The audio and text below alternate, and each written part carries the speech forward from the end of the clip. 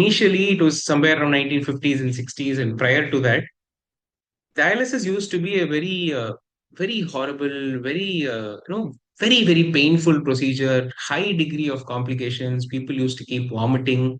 We used to use acetate for dialysis. This is the dialyzer in this image. So this is what is used to purify the blood. This used to be a cellophane paper, what we used to wrap our burgers and our wraps. We used to use a lot of that cellophane paper to try and filter.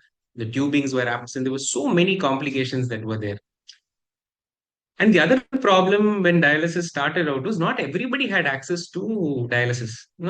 In fact, there's very interesting history if people are interested to read. There was something called as a God committee where they put in 4 or 5 people in charge in that country, and they said they can only decide who can get dialysis. So if the God, they were nicknamed the God committee. So if they approved, you get dialysis. If you didn't get dialysis, you would die. That is how scarce our resources were, and that is how initially it was such a painful procedure. And we fast forward to 2025, 26 now, and we see that there is so much of advancement in dialysis. So it is a simple process wherein, if you can trace this out, blood comes out of the body of the patient. It goes through a dialyzer, which is where the purification happens, and the clean blood returns back to the patient with all the used fluid entering out as the exit. So here you have a dialysis fluid which is passed in through in this direction, and the blood flows through here, and by multiple mechanisms the blood is purified. Fresh fluid free keeps coming in, fresh blood keeps coming in, pure blood returns, and the dirty water is cleared. So this is how this dialyzer is what does your kidneys function. So basically, it is a brilliant invention in that there is no other option in any other organ of the body. If your brain is not functioning, you don't have an artificial brain. If your liver is not functioning, you don't have an artificial liver. But this is a wonderful intervention of science wherein you have an artificial kidney. You have a way to clear out your waste, and it has come to the extent that people come very casually to dialysis centers, do their dialysis, and go about their routine lives. And there is the other misconception about dialysis is that it is painful. Only this part when you insert the needle is painful. Apart from that, that 4 hours of dialysis that they do, patient has no pain whatsoever. In fact, if you visit our dialysis unit, you will see patients watching movies, you will see patients listening to devotional songs, you will see patients, gossiping about each other's family issues. You will have patients who are reading storybooks. You will have a completely it's you would think I'm saying this without doing, but it's a very fun 4 hours for them, and they lie down, they discuss all this, and then they go back home.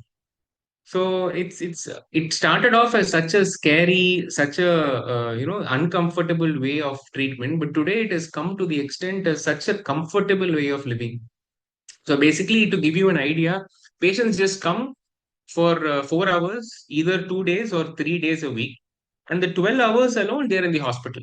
They do the work. So this filter does the work that the kidney does. It's like almost like you have a dustbin at home. 3 days all the waste accumulate, and once in 3 days you clear it and put it in the main bin. Right? So it's just replacing the kidneys function. It doesn't treat the kidneys, it doesn't solve your problem, but it helps to clear the blood of the waste that have accumulated. This is how dialysis actually helps the patient. And before even one session of dialysis, 2 sessions of dialysis, patient crossing that was such a difficulty. Now there are, patients who are on dialysis for 15 years, for 20 years, and they are doing well. So, and again, accessibility, as I said, we're talking about God committee. Now we have dialysis centers at almost every nook and corner of the city and the state, where we have all GH, all government headquarters hospital equipped with dialysis services. So the reach of services is also has improved tremendously. And is this always a very smooth process? What is the major hurdle that we identify? I think the problem that we as nephrologists find out is that the finding a good access. So you need a way to get the blood out of the patient. And for that, there are multiple options. So the first option here is your catheter, which is a plastic tube which is inserted, which is used for any emergency dialysis initiations. Or you can have like an AV graft, arteriovenous graft, or you can have an AV fistula. So these are your three options. And somehow getting this is very difficult for every patient. If this fails, everything fails. So this is why we call it the Achilles heel of our hemodialysis. So if you want to ask me, sir, which is the best option to do dialysis, it is always your AV fistula. So this is your best option because you're not using any plastic. There is no outer plastic tube which can get infected, which can get contaminated. So basically, two parts of the artery and the vein are tied up together, and this way you put a needle and you do a dialysis. The only thing is this requires your time to use. So this time to use is slow. If you do a fistula today for a patient, it takes around 6 weeks for that fistula to mature, and it's not a fixed number. Sometimes we see it maturing in 4 weeks, sometimes it takes around 8 weeks.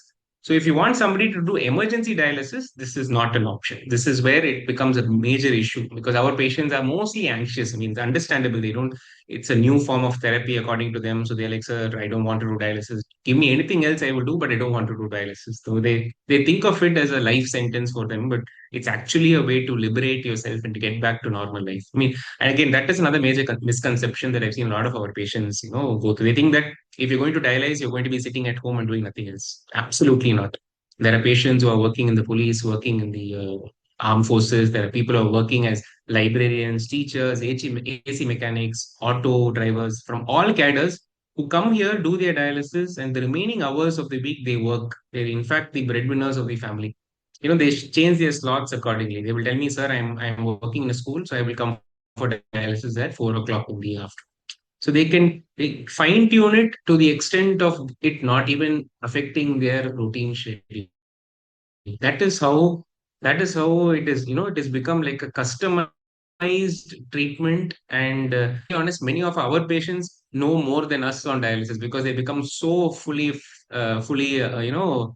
comfortable with the process, and they know the mechanics, and they know what happens. They know when their fistula is good. They know when their fistula is not having good flow. When the alarms, they teach us on what happens. That is how much dialysis, almost runs on its own on many of its times. So AV fistula is what I would say is the best access if it is feasible. AV graft is another alternative.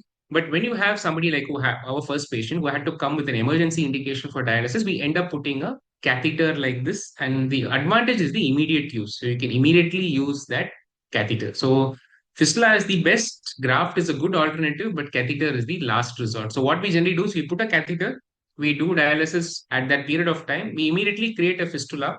For 6 weeks, we manage with this, and then after a period of time, we switch them to the AV fistula. So this is not the only method available for dialysis. There is another method called as peritoneal dialysis. So this is something that has improved a lot of rate. Again, accessibility has improved a lot. We didn't have connection, we didn't have contacts, or we didn't have logistics to bring this equipment into our country until a very long time. But now we have something called as continuous ambulatory peritoneal dialysis. So this is a way in which you can do dialysis with a tube inserted in your stomach. So this is peritoneum, means a lining cavity in the abdomen. We do a small surgery, put in a catheter into the peritoneum, and the patient and the caregiver can do dialysis at home. So what they do, it is just like when you wake up in the morning and you drink a glass of water. They wake up in the morning and put one bag inside their stomach through this tube. They close the tube, they wear their dress, they go to their work, and then during lunchtime again, they connect that catheter, drain the fluid, and then they put the next bag, continue their work in the afternoon. Night they come back, drain the bag, put another bag, and they go to sleep, and this goes on again and again. The only initial surgery is for this catheter to be placed, and after that, dialysis can be continued at home. So, why has this gained a lot of interest of late is that your activities are not impeded. For hemodialysis, if you really think about it, you need to come to the hospital either 2 times or 3 times a week. You come there, you wait, you need a caretaker, so a husband or a wife or a mother or a father is there. So there is a lot of caregiver fatigue, there's a lot of caregiver burden, and then there is out of pocket expenses of travel back and forth. So all of this is probably the slight issue with hemodialysis. And to avoid this, you can do it at home. It is a way to do it at home. It's a it's a mode of home dialysis in a way. And the other advantage is it is done daily. So why is it an advantage? Is it more, you would ask me, isn't it more of burden to do it daily? It's because it's done daily, it's almost like your normal kidney is functioning. There is no accumulation of waste products. Sometimes what happens in hemodialysis, We suppose we give them a slot and say, so Tuesday and Friday, you come and do dialysis at a 2 o'clock session. By Monday, sometimes they become very breathless or they have high symptoms. So because it's like your waste is accumulated to a high point. It's like you've not cleared a dustbin for 4 days, 5 days in a row.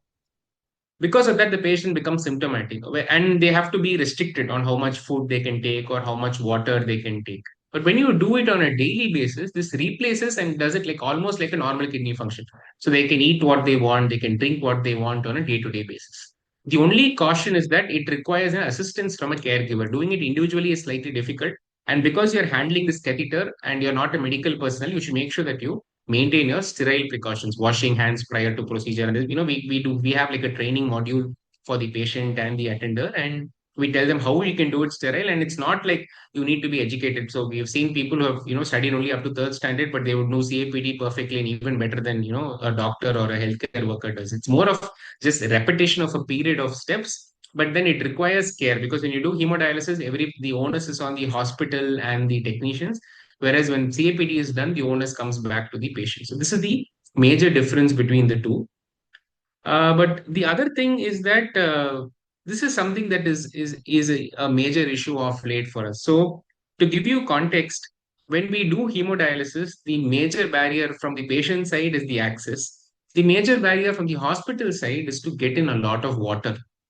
So I don't know how many of the people listening to this will know this, but to do dialysis for one patient for one session, we need around 120 liters of pure water.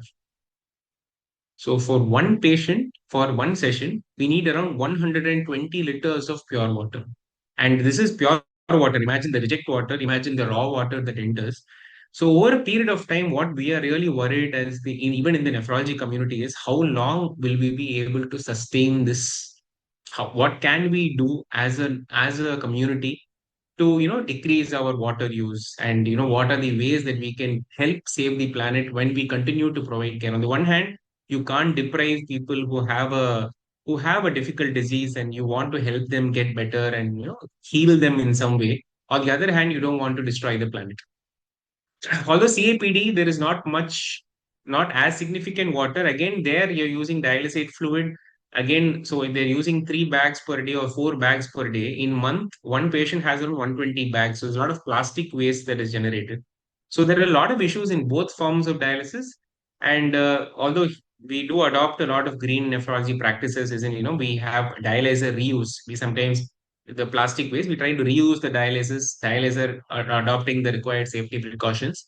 And then we try to, all the discarded water, we try and use it for either toilet purposes or for our watering of the lawns or watering of the plants. So, we make sure that the reject water, although it is rejected for dialysis, it is still a very pure form of water. So we use it for other practices and other ways in which that water can also be held. So we are doing our bit, but this is something that continues to bother us, and which is why even this year's World Kidney Day initiative was about how we can help the people at the same time protect the planet as well. So this is something that we as a community are still finding out solutions to this problem.